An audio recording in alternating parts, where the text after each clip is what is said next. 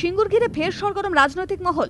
প্রধান শাসক দল তৃণমূলের ছাত্র সংগঠন তৃণমূল ছাত্র পরিষদ শনিবার সিঙ্গুর স্টেশন লাগোয়া ভারতীর মাঠ থেকে গ্রামের ভিতর দিয়ে ঘুরে টাটার কারখানা এলাকা পর্যন্ত মিছিল করবে।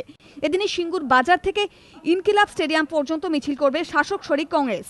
কলকাতা হাইকোর্ট রাজ্যের সিঙ্গুর আইনকে অসাংবিধানিক ও অবৈধ রায় দেওয়ার পর মুখ্যমন্ত্রী মমতা বন্দ্যোপাধ্যায় টাউন হলে সিঙ্গুর কৃষিজমি জীবন জীবিকা রক্ষা কমিটির সঙ্গে বৈঠক করেন।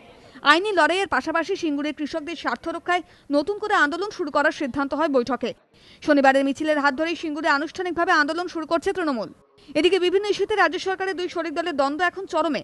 এই পরিস্থিতিতে সিঙ্গুরবাসীর পাশে দাঁড়াতে মাঠে নেমে পড়েছে কংগ্রেসও। শনিবারের পাল্টা মিছিল সেই ইঙ্গিতই বহন করছে বলে মনে করছে রাজনৈতিক মহল। সিঙ্গুর আইন নিয়ে সরকারের অবস্থানের বিরোধিতা করেছেন কংগ্রেস নেতা আব্দুল মান্নান। সিঙ্গুরে আন্দোলন শুরু করতে তৈরি এসইউসিআইও। 1 জুলাই সিঙ্গুর অভিযান কর্মসূচির কথা ঘোষণা করেছে এসইউসিআই রাজ্য কমিটির সম্পাদক সৌমেন বোস।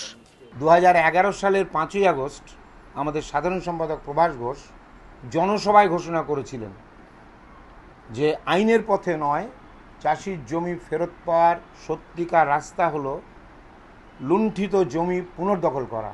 প্রাচীর ভেঙে জমি দখল নিতে হবে, চাষিরা দখল নেবে। হ্যাঁ, আইন ভাঙতে তো হবে। রেজ্জাক মোল্লাকে সামনে রেখে 3রা জুলাই নকশালপন্থীরাও সিঙ্গুর অভিযান করবে। বামেদের তরফে কোনো কর্মসূচি ঘোষণা না হলেও দলের রাজ্য সম্পাদক মণ্ডলীর বৈঠকে সিঙ্গুর প্রসঙ্গে আলোচনা হয়েছে।